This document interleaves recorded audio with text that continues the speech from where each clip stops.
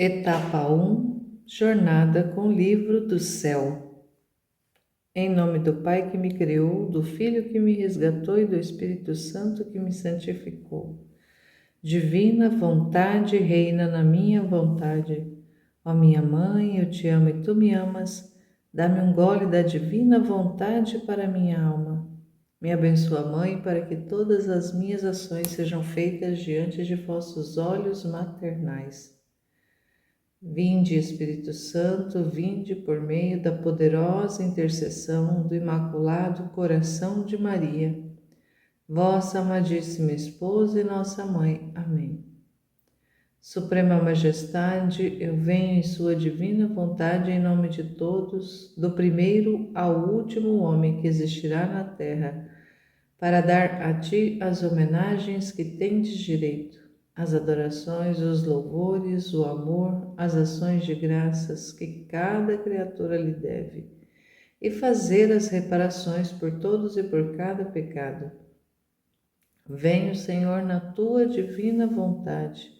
Dou-te a minha vontade humana por meio do Imaculado Coração de Maria, que possui todos os dons e os frutos da divina vontade. Dá-me então, Senhor, a tua divina vontade. Venha a divina vontade nesta ação que estou a fazer e em todas as ações que farei durante este dia. Amém. Fiat.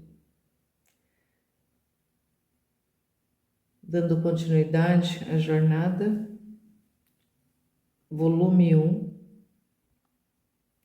Que a graça de Deus esteja conosco, nos acompanhando, nos direcionando e conduzindo todo esse trabalho, toda a nossa vida.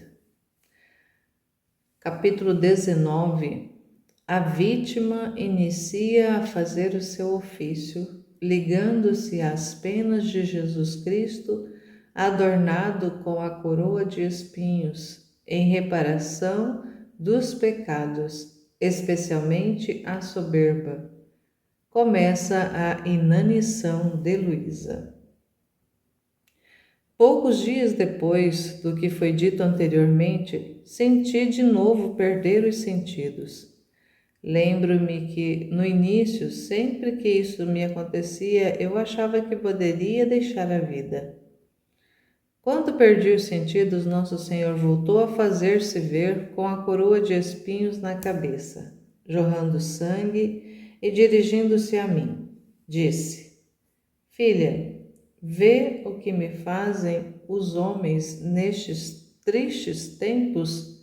É tanta sua soberba que infestam todo o ar, e é tanta a peste que por toda parte se espalha, tanto que chegou até o meu trono no império. Fazem de tal modo que eles mesmos fecham a si o céu. Os miseráveis não têm olhos para ver a verdade, porque estão ofuscados pelo pecado da soberba, com o cortejo dos demais vícios que levam consigo. Ah, dá-me um alívio a tão acerbas dores e uma reparação a tantas ofensas que me fazem. Dizendo isto, ele tirou a coroa, que não parecia coroa, mas um novelo inteiro. Assim, nem sequer uma pequena parte da cabeça ficava livre, mas toda ela era atravessada por aqueles espinhos. Quando ele tirou a coroa, veio ter comigo e perguntou-me se eu a aceitava. E eu sentia tão aniquilada, percebia tais penas pelas ofensas que lhes são feitas, que me fazia destroçar o coração e lhe disse: Senhor, faz de mim o que queiras. E assim o fez, e a introduziu sobre minha cabeça e desapareceu. Quem pode dizer a dor que senti ao voltar a mim mesma? A cada movimento da cabeça acreditava expirar. Tantas eram as dores, as picadas que percebia na cabeça, nos olhos, nas orelhas, até na nuca. Aqueles espinhos sentia-me penetrar até na boca, e esta se apertava de tal modo que não podia abri-la para tomar o alimento, e ficava às vezes 2, às vezes 3 dias sem poder tomar nada. Quando de algum modo se atenuavam, sentia sensivelmente uma mão que me oprimia a cabeça e renovava as penas. E às vezes eram tantas as dores que perdia os sentidos. No início, isto acontecia alguns dias sim e outros não. De vez em quando se repetia 3 ou 4 vezes ao dia. Às vezes duravam um quarto de hora, outras vezes meia hora e outras 1 hora. E depois ficava livre. Só que me sentia muito débil e sofrida, na medida em que naquele estado de dormência me tinham sido comunicadas as penas. Assim ficava mais ou menos dolorida. Lembro-me também como algumas vezes pelos sofrimentos da cabeça, como disse acima, não podia abrir a boca para tomar o alimento. E, como a família sabia que não tinha vontade de estar no campo, quando viam que não comiam, atribuíam-no a um capricho meu, e naturalmente se zangavam, se inquietavam e me repreendiam. Minha natureza queria ressentir-se disto, porque via que não era verdade o que eles diziam. Mas o Senhor não queria este ressentimento, e eis como aconteceu. Vamos então direto na anotação de rodapé, anotação 24. O motivo foi que Luísa não pôde assistir à missa durante os meses de sua estada no campo. Então, quando ela estava no campo, ela não podia participar das celebrações. Esse trecho aqui vem narrando essa parte onde Jesus comunica para ela as penas da coroa de espinho. É ali uma condição da alma dela, mística, mas como a gente vai perceber, muitas dessas realidades de penas que o Senhor comunicava para ela eram tão intensas, tão fortes, que transcendia a questão espiritual e ela sentia no corpo as dores, os efeitos, não só da coroação de espinhos, mas da crucificação também, que ela vai narrar depois, era tão intensa que ela sentia no corpo. E dessa da coroa de espinhos, que ela narra que quando ela viu na cabeça de Jesus, parecia ali um capacete até, porque ele pegava a cabeça toda, tudo era tomado pela coroa de espinhos e parecia que os espinhos entravam, penetravam em todos os lugares da cabeça. Ela recebeu, ela aceitou, o Senhor propôs para ela: aceita, você quer aceitar? E porque ali ele estava comunicando, né? Mas ele pediu o consentimento dela se ela queria participar com ele desses sofrimentos. E ela aceita, e quando ele crava a coroa na cabeça dela, ela sente ali ouvido, olhos, boca. Era tão profunda e os efeitos eram tão fortes que ela não conseguia nem se alimentar nesses dias. Então ela passava até 2, 3 dias sem comer nada, não conseguia comer. Depois a gente vai ver algumas coisas que ela vai sofrer a respeito disso por causa da comida, porque as pessoas não viam nada nela. Não via, ela sentia, ela percebia tudo isso, ela sentia os efeitos dessas dores participando ao corpo, mas eram tudo invisível, era espiritual e as pessoas não viam. Então muitas vezes atribuíam ela não comer a capricho, ela não queria ir para o campo por causa do capricho. Na verdade, quando ela ia para o campo, ela ficava sem participar da missa. Então, quando ela estava nesse estado de debilidade, ela não ia com a família para o campo, ela ficava na cidade, na casa da cidade. E muitas vezes a família interpretou como capricho dela. Assim como muitas vezes hoje em dia, algumas doenças que são psicossomáticas, mas que se manifestam mais no psicológico das pessoas, muitas pessoas acabam atribuindo isso a como se a pessoa fosse dengosa, como se a pessoa fizesse de propósito, fosse preguiçosa. E, na verdade, a gente sabe que existe ali uma questão de saúde mesmo. As causas não vem o caso, né, de falar na origem do problema, mas muitas vezes essas doenças psicológicas, sobretudo nos nossos tempos, né, nessas gerações últimas aí é que nós estamos, que muitas pessoas estão sendo acometidas, são realidades que acontecem ali na psique, até mesmo pode ser uma realidade de uma enfermidade que a origem está na alma, mas que a pessoa tira ali às vezes a força, a vontade de fazer as coisas, o desejo de ficar só, ficar sem ver ninguém, de ficar num quarto escuro, morrer. Isso aí que acontece com várias pessoas.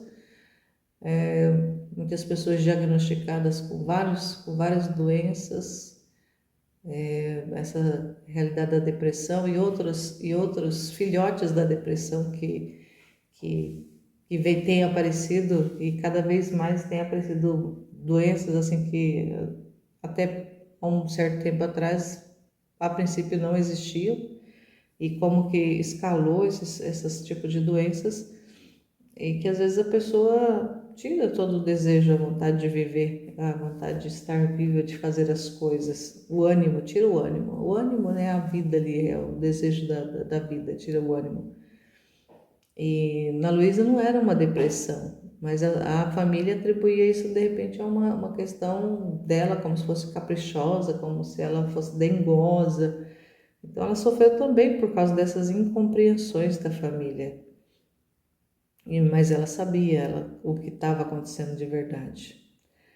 E aqui o que é importante também a gente perceber que nessa realidade da coroação de espinhos, o Senhor fala que está relacionado com a soberba, porque a soberba é um pecado que tá ali na mente, que está na mente, porque a pessoa fica com essa atitude de altivez, de superioridade, de poder, se achando melhor, se achando capaz, se achando poderosa, uma pessoa que se acha poderosa e que sabe mais do que os outros, pode mais, e isso está ligado à questão da inteligência, está ligada está ligada ali a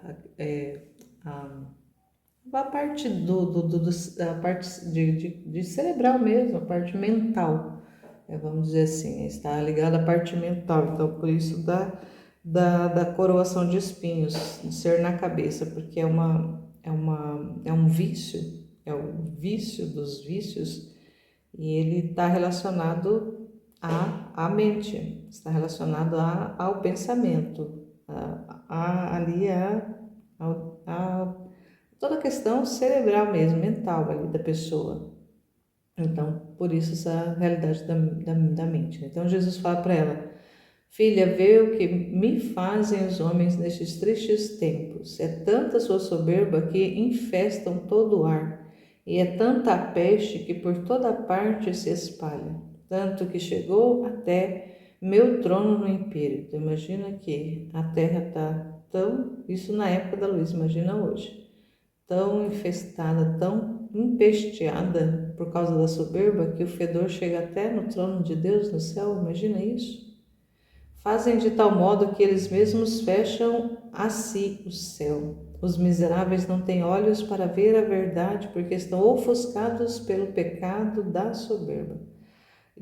vai praticando todo tipo de, na verdade as pessoas vão praticando todos os tipos de pecados, de vícios, e por causa da soberba deixa essas almas cegas, elas não conseguem perceber a lama, a podridão em que se encontram, porque acham que são, por serem livres, podem fazer e desfazer quando e como quiserem, e aí acaba fechando o céu para si. E isso vai cravando mais e mais e mais esses espinhos da coroa na cabeça de Jesus. Ah, dá-me um alívio a tão acerbas dores e uma reparação a tantas ofensas que me fazem. E aí faz, né, apresenta para ela a coroa de espinhos e ela aceita. Senhor, faz de mim o que queiras. E aí ela recebe. É importante a gente entender isso, né? Que esses pecados de pensamento, de atitudes, de achar que é alguma coisa importante, só de achar que é alguém importante, porque nós não somos nada. Achar que é alguém importante já dá abertura para que a soberba toma conta. E se a soberba toma conta, os demais vícios vêm tudo a cavalo, vem tudo junto, vem tudo na fileira, não escapa um, não escapa um. Quem não é soberbo, de repente pode ter um outro tipo de vícios, alguns vícios até mesmo pontuais, mas a soberba ela traz consigo todos juntos, todos, todos, todos. Continuando aqui, sofrimento, capítulo 20. Sofrimento por parte da família. O grande medo e repugnância de Luísa de que outros percebam seus sofrimentos e o que está acontecendo com ela, mas o Senhor os faz perceber isso. Uma noite, enquanto estávamos à mesa, e eu neste estado de não poder abrir a boca, a família começou a inquietar-se.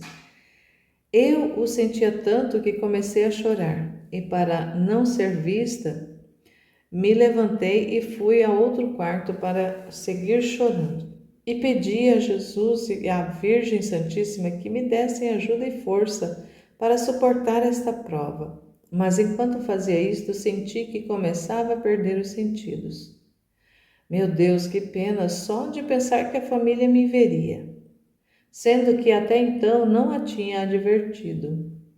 Enquanto eu estava nisso, dizia: Senhor, não deixes que me vejam. E eu tinha tanta vergonha de que me vissem, embora não sei dizer o motivo, e tratava por quanto mais podia de me esconder em lugares onde não podia ser vista. Quando fui surpreendida inesperadamente por este estado, de modo que não tive tempo de me esconder, ou ao menos de ajoelhar-me, porque na posição em que me encontrava assim permaneci, e poderia dizer que estava rezando. Então me descobriram.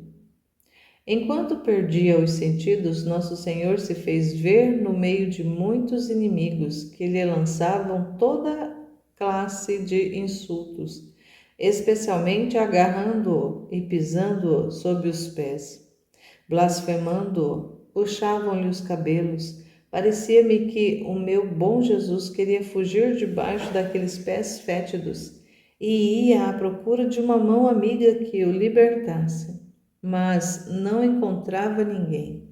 Enquanto via isto, eu não fazia outra coisa senão chorar sobre as penas do meu Senhor.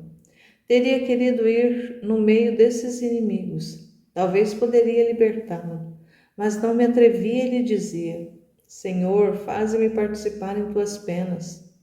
Ah, se pudesse aliviar-te e libertar-te.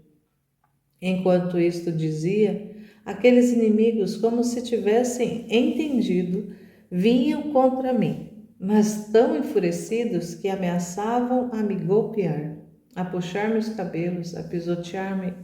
Eu tinha grande temor, sofria, sim, mas dentro de mim estava contente porque via que dava ao Senhor um pouco de trégua.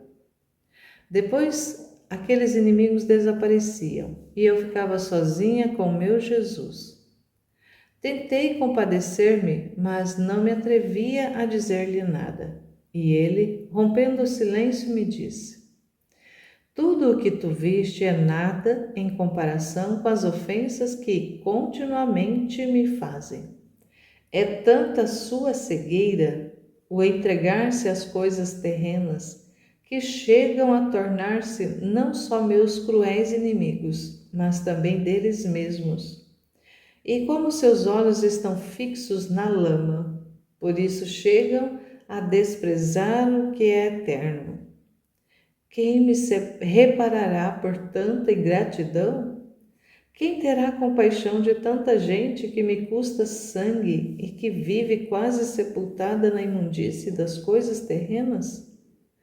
Ah, vem, reza, chora junto comigo e por tantos cegos que estão muito atentos para tudo o que sobe da terra, o que sabe a terra, e desprezam e espeziam minhas graças debaixo de seus imundos pés, como se estas fossem lama. Ai, leva-te sobre tudo o que é terra, aborrece e despreza tudo o que a mim não pertence. Não te importem as zombarias que recebes da família, depois de me teres visto sofrer tanto.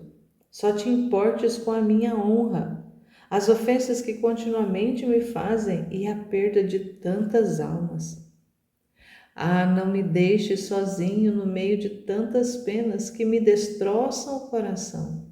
Tudo que tu sofres agora é pouco em comparação com as penas que sofrerás. Não te disse sempre que o que quero de ti é a imitação de minha vida? Olha como tu és de mim, por isso coragem e não tenhas medo. Depois disso voltei a mim mesma e percebi que estava rodeada pela família. Todos choravam, estavam alarmados e tinham tal temor de que se repetisse esse estado, pensando que morreria, que decidiram voltar a Corato o mais rápido possível para me fazer observar pelos médicos. Não sei dizer por que sentia tanta pena ao pensar que deveria ser examinada pelos médicos. Muitas vezes chorava e me lamentava com o Senhor, dizendo: quantas vezes ao Senhor te roguei que me faça sofrer em segredo. Isto era o meu único contentamento e agora também isto sou privada. Ah, dize-me como farei. Só tu podes me ajudar a me consolar em minha aflição. Não vês tantas coisas que dizem? Uns pensam de um modo e outros de outro. Quem queira aplicar-me um remédio e quem outro. Estão muito atentos sobre mim, de modo que não tenho mais paz. Ah, socorre-me em tantas penas, porque me sinto faltar a vida. E o Senhor benignamente acrescentou: não queiras afligir-te por isso. O que quero de ti é que te abandones como morta em meus braços. Enquanto tu mantiveres um olho aberto para ver o que eu faço e o que fazem e dizem as criaturas, eu não posso agir livremente sobre ti. Não queres confiar em mim?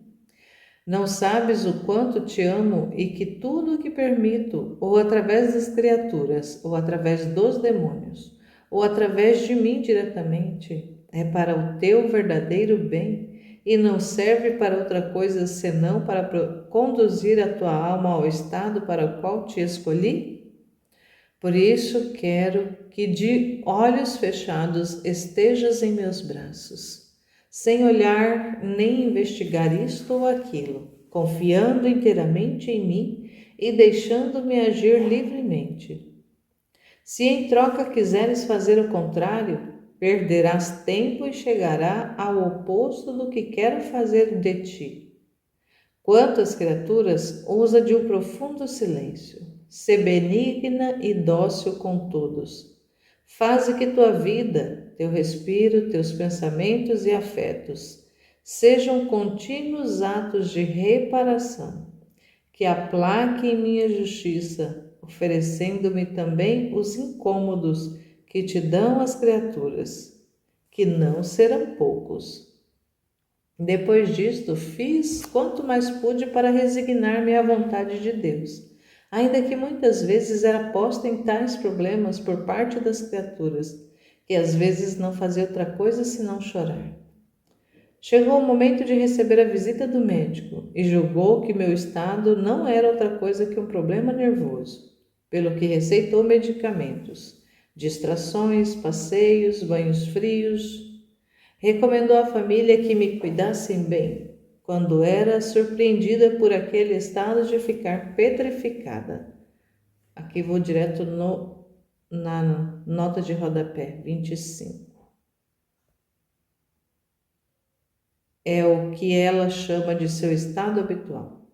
Então, ficar petrificada era o estado habitual da Luísa. Então começou uma guerra por parte da família, impedindo-me de ir à igreja. Já não me davam a liberdade de ficar só. Era observada continuamente, pelo que frequentemente percebiam que caía nesse estado. Muitas vezes me lamentava com o Senhor, dizendo-lhe: Meu bom Jesus, quanto aumentaram as minhas penas, até das coisas mais amadas estou privada, como são os sacramentos. Nunca pensei que chegaria a isso. Quem sabe onde irei terminar? Ah, dá-me ajuda e força, porque minha natureza desfalece. Muitas vezes dignava-se bondosamente dizer-me algumas palavras, por exemplo: Eu sou a tua ajuda, o que temes? Não te lembras que também sofri da parte de todo tipo de pessoas? Uns pensavam sobre mim de um modo e outros de outro. As coisas mais santas que eu fazia eram julgadas por eles como defeituosas, mas até me disseram que estava possuído, tanto que me viam com olhos perversos. Tinham-me entre eles, mas de má vontade, e maquinavam tirar-me a vida o mais depressa possível, porque a minha presença se tinha tornado intolerável para eles. Então não queres que te faça semelhante a mim, fazendo-te sofrer por parte das criaturas? Aqui tem duas notas de rodapé. Aqui está só relacionando aqui a questão da variedade, variante textual. Um se refere a endemoniado e outro a maledicentes. Quando fala lá dos olhos perversos, olhos maledicentes. E a questão lá, quando ele fala de estar, quando julgavam ele estar possuído, é como ele estava endemoniado, quando fala no Evangelho. Então, um trecho também importante da gente compreender o processo pelo qual passou a Luísa. E quando ela reclamava, né, principalmente ali quando ela não queria que ninguém soubesse do estado dela, que fosse só apenas ela e Jesus, mas ela não teve o que fazer. Tinha, né? Porque um dos principais fazia parte desse projeto do Senhor, desse processo todo, que a igreja acompanhasse ela. Então, como que a igreja iria acompanhar? Através dos sacerdotes, dos confessores, se a família não soubesse. Então, no início era tudo muito oculto, era muito ela e Jesus. Mas depois, quando começou a ela ficar petrificada, ela tinha os estados de sair do corpo, ficar petrificada, sair do corpo, não teve como esconder. A família teve que participar. Então, e ali, nesse primeiro tempo ali, elas estavam lá no campo e tiveram que voltar para a cidade e para consultar os médicos. Os primeiros médicos que consultou elas que era problema nervoso, ou seja, né? Ela tá, o problema ali é cabeça, na cabeça, problema nervoso, é mental. Hoje seria ali uma síndrome do pânico e outras coisas mais, as nomenclaturas tantas e tantas que hoje em dia tem. E passava um medicamento, só que não ia resolver, né? Mas ela tinha que se submeter a tudo, ela tinha que estar ali passando por tudo isso. Para ela isso era doloroso presenciar os estados dela, os desmaios, quando ela entrava no estado de petrificação. Mas fazia parte do plano do Senhor.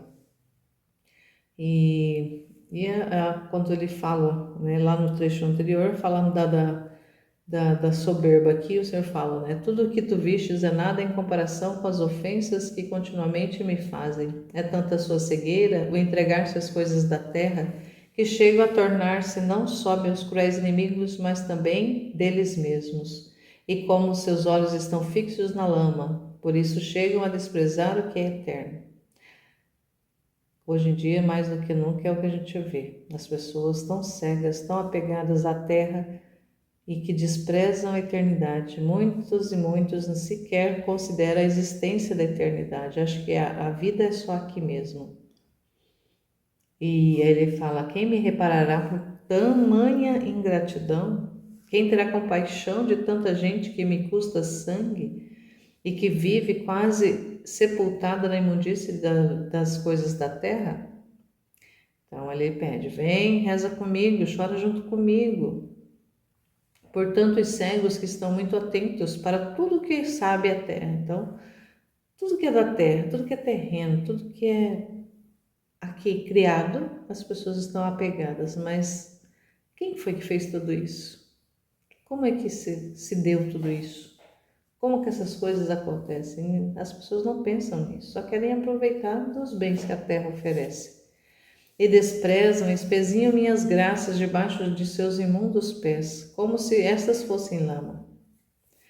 E Jesus vai se lamentando dessa realidade que as almas têm em relação a Ele, em relação às realidades celestiais, às graças que Ele dispensa, a vida em si. Nós sabemos que se estamos respirando é graça de Deus, é tudo dom de Deus.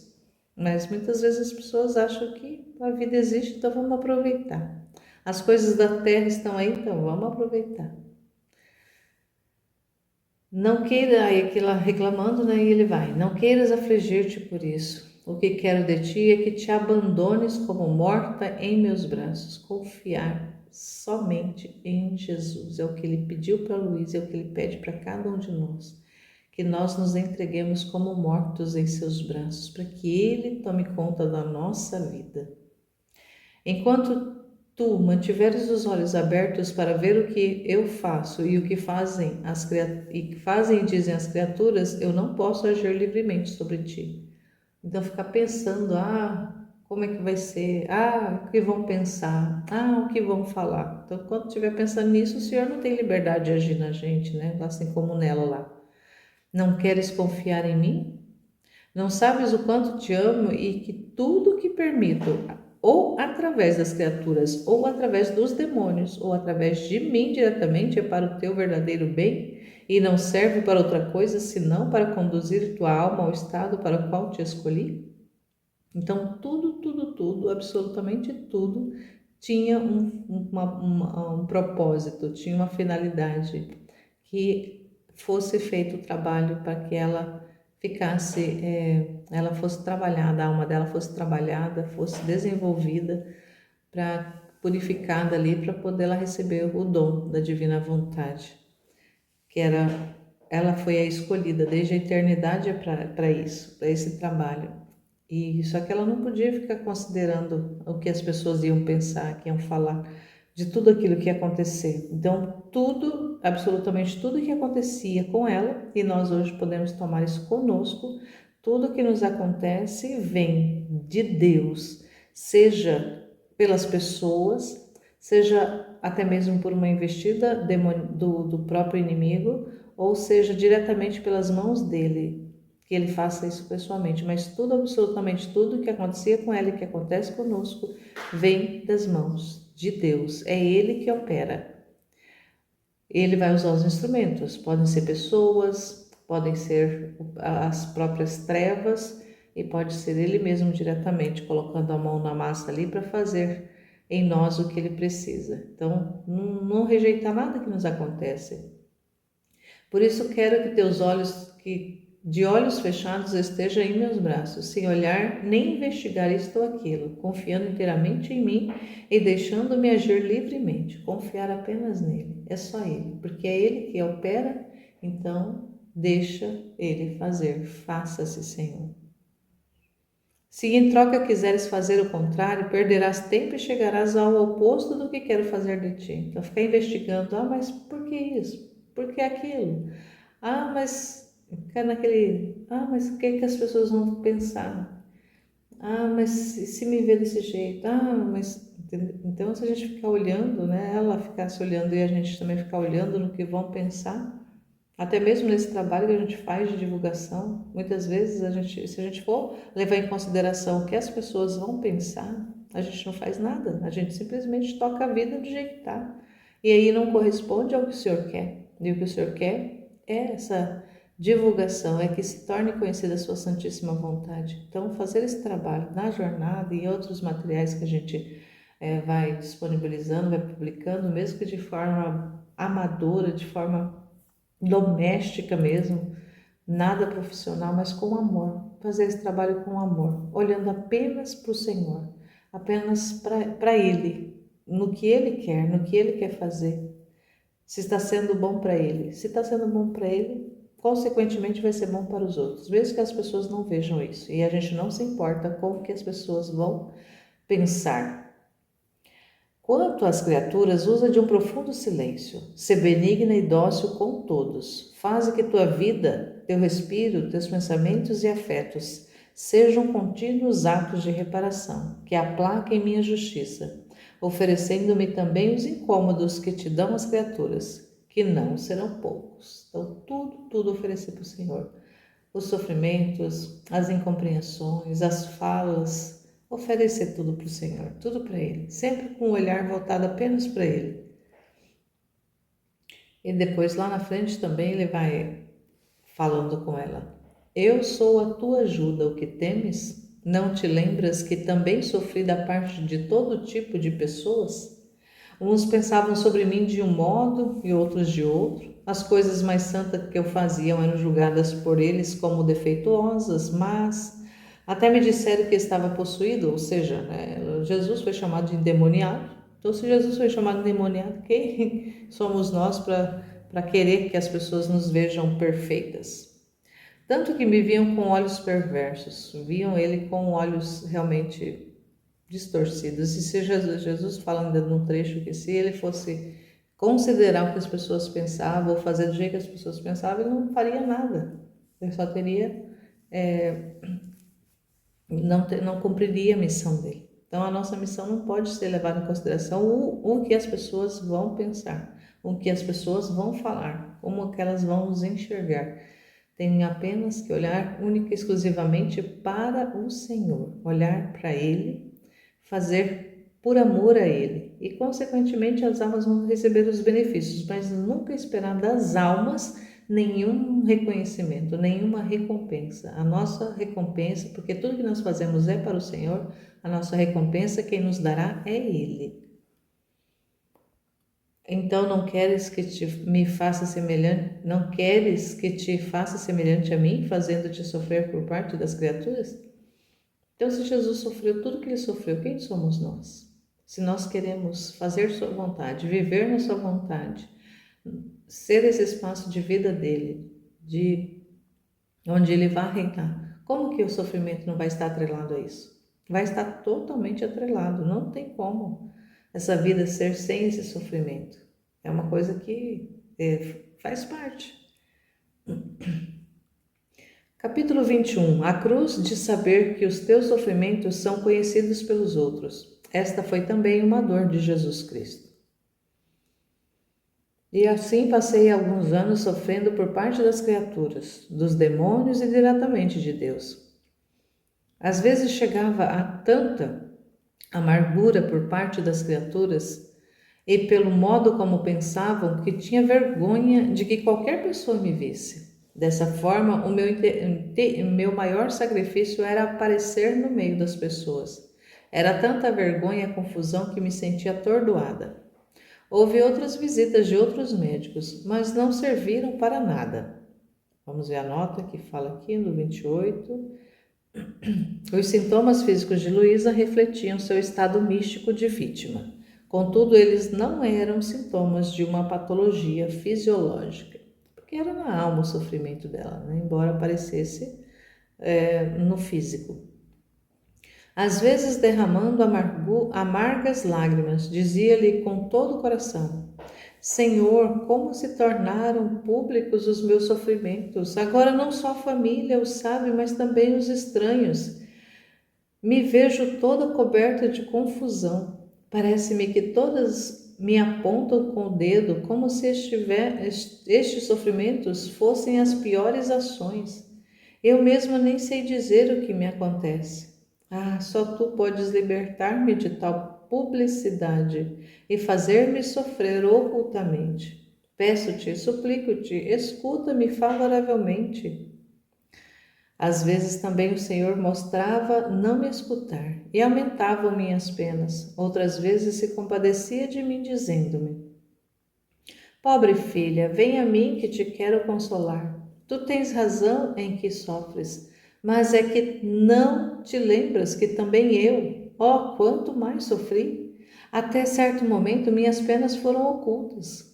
Mas quando chegou a vontade do Pai de sofrer em público, rapidamente saí a encontrar confusões, opróbrios, desprezos, até ser despojado de minhas vestes, estar nu no meio de um povo numerosíssimo. Poderia imaginar confusão maior que esta? Minha natureza sentia muito este tipo de sofrimento, mas tinha os olhos fixos à vontade do Pai e oferecia essas penas em reparação de tantos que cometem as mais nefastas ações publicamente, diante dos olhos de muitos, vangloriando-se sem a mínima vergonha. Ele dizia: Pai, aceita as minhas confusões e a minha desonra em reparação de tantos que têm a audácia de te ofender tão livremente, sem o mínimo desgosto. Perdoa-lhes, dá-lhes luz a fim de que vejam a fealdade do pecado e se convertam. Também a ti quero tornar-te partícipe destes tipos de sofrimentos. Tu não sabes que os mais belos presentes que posso dar às almas que amo são as cruzes e as penas? Tu és uma criança ainda no caminho da cruz, por isso te sentes muito fraca. Quando tiveres crescido e tiveres conhecido como é precioso o sofrer, então te sentirás mais forte. Por isso apoia-te em mim, repousa, porque assim adquirirás força. Olha que importante o que o Senhor vem ensinando para Luísa e Ele ensina para cada um de nós. Porque o Senhor sofreu, o Senhor passou por toda essa realidade de sofrimento, de incompreensão, das pessoas chamarem ele até de endemoniado. E ser um outro Cristo, ser semelhante a Cristo é também passar pelos sofrimentos. Não tem como ser diferente. Não adianta pensar que a gente vai ser um outro Cristo, que a gente é cristão sem assumir as consequências dessa escolha. O que muitas pessoas fazem é escolher o contrário, não querem sofrimento, querem só a parte boa da vida. Mas quando as pessoas escolhem só a parte boa da vida, elas estão escolhendo as trevas, estão escolhendo ficar longe de Deus, estão escolhendo o próprio inferno e acham que tudo bem, porque não consideram a eternidade.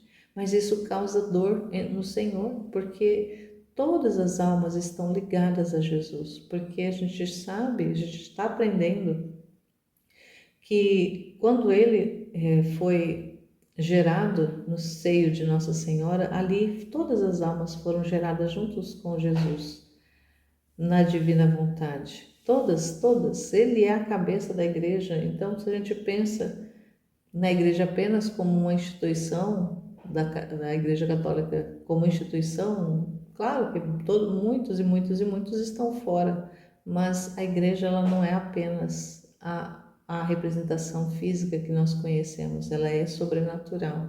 A igreja ela é espiritual também.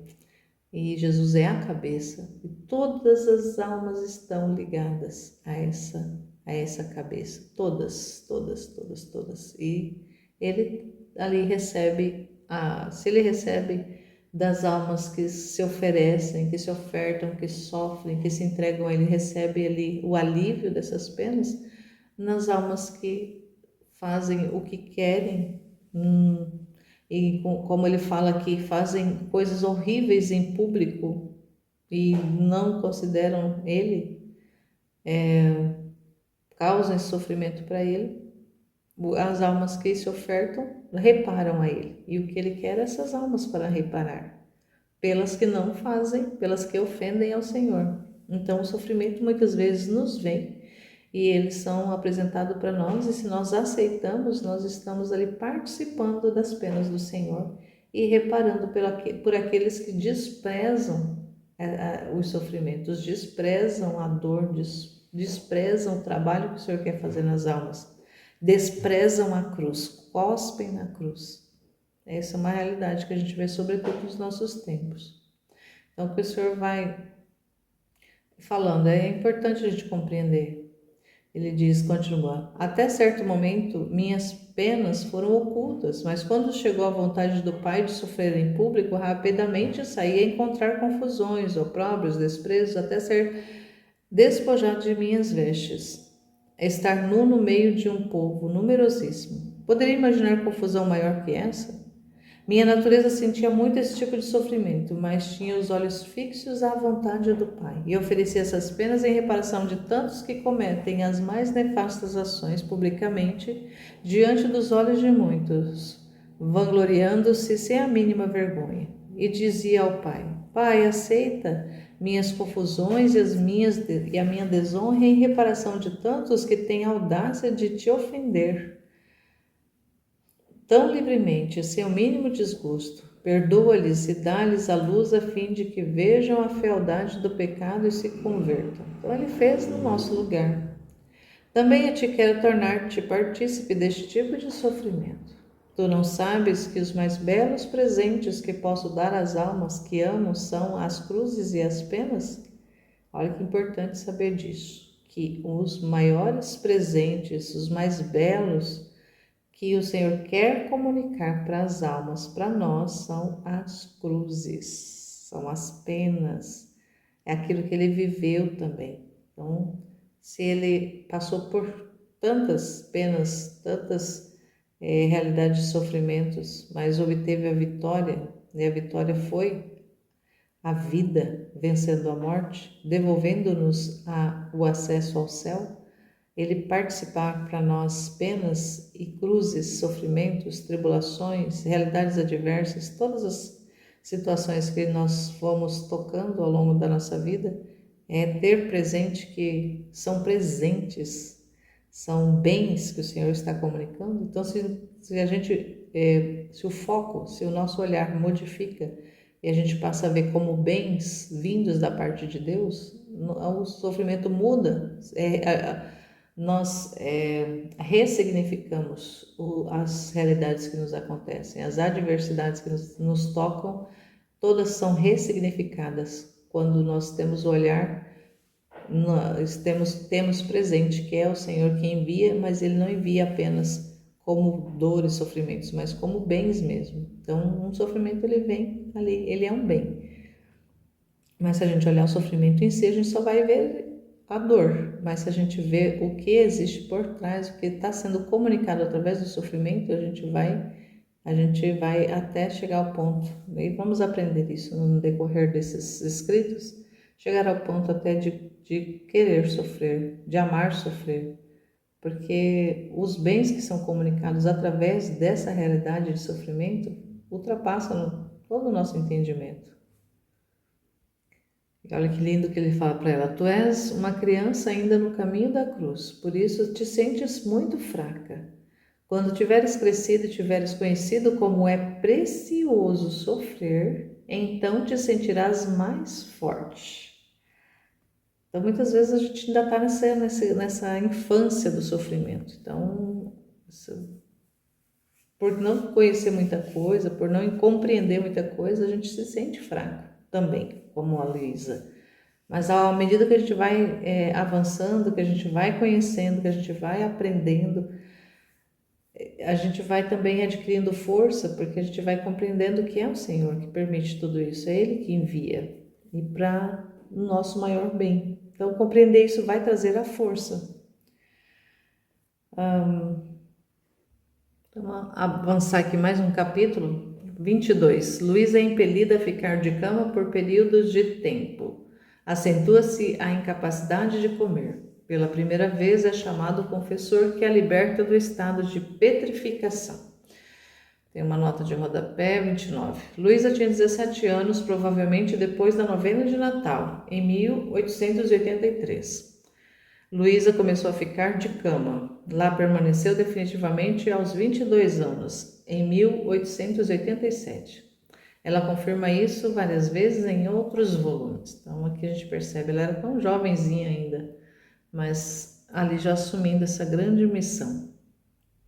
Depois de que passei algum tempo neste estado descrito acima, cerca de 6 ou 7 meses, os sofrimentos aumentaram mais, tanto que me vi obrigada a estar na cama. Frequentemente se multiplicavam aquele estado de perder os sentidos e quase não tinha nem uma hora livre. Reduzi-me a um estado de extrema debilidade. A boca se apertava de tal modo que não podia abri-la, e em algum momento livre que tinha, apenas algumas gotas de algum líquido podia tomar, se é que conseguia. E depois era obrigada a devolvê-lo pelos contínuos vômitos que costumeiramente tinha. Depois de que estive 18 dias neste estado contínuo, mandou chamar o confessor para me confessar. Quando veio, encontrou-me neste estado de letargia. Quando me recuperei, perguntou-me o que tinha, somente lhe disse, silenciando todo o resto. E como continuavam as moléstias dos demônios e as visitas de Nosso Senhor, então lhe disse: Padre, é o demônio. E ele me disse: para não ter medo, uma vez que, caso seja ele, o Padre vai te libertar. Assim, dando-me obediência, persignando-me com a cruz e ajudando-me a mover os braços, porque sentia todo o corpo petrificado, como se tudo se estivesse tornado numa só peça. Conseguiu que os braços retornassem ao movimento. Conseguiu fazer com que a boca se abrisse depois de estar imóvel para tudo. Atribuí isso à santidade do meu confessor, que na verdade era um santo sacerdote. Tem uma outra anotação aqui. Esse era o padre Cosimo Lo-Giudice de Carlo, agostiniano. Foi esse que tirou ela da primeira vez, da petrificação. Considerei-o quase um milagre, tanto que dizia entre mim: veja, estava prestes a morrer. Porque na verdade me sentia mal, e se tivesse durado esse estado, eu acho que teria deixado a vida. Se bem me lembro que estava resignada, e quando me vi libertada, senti um certo pesar, porque não tinha morrido. Então ela desejava muito morrer. Depois que o confessor se foi e eu fiquei livre, voltei ao mesmo estado de antes, e assim acontecia. Às vezes semanas, às vezes 15 dias e até meses em que era surpreendida de vez em quando por aquele estado durante o dia. Mas por mim mesma consegui libertar-me. Depois, quando era surpreendida com mais frequência, como disse mais acima, então os familiares mandavam chamar o confessor, pois tinham visto que a primeira vez tinha ficado liberta por ele quando todos acreditavam que não me haveria de recuperar mais daquele estado. E em vez disso, até pude ir à igreja. Uma nota de rodapé. A sua paróquia Santa Maria Greca, ela ia nela, participava nessa igreja. Nessa época tornou-se terciária dominicana com o nome de Irmã Madalena. Luísa tinha 18 anos. Este espaço retornará ao diário algumas vezes nos escritos de Luísa. Então vamos ver aqui. Em vez disso, até pude ir à igreja. Por causa disso, chamava o confessor e então ficava livre. Nunca me passou pela mente que para tal estado se necessitasse o sacerdote para libertar-me, nem que meu mal fosse uma coisa extraordinária. É certo que quando perdi os sentidos via Jesus Cristo, mas isto atribuía a bondade de nosso Senhor e dizia para mim mesma: olha como o Senhor é bom para mim, que neste estado de sofrimentos venha a dar-me força. De outra maneira, como poderia sustentar-me? Quem me daria a força?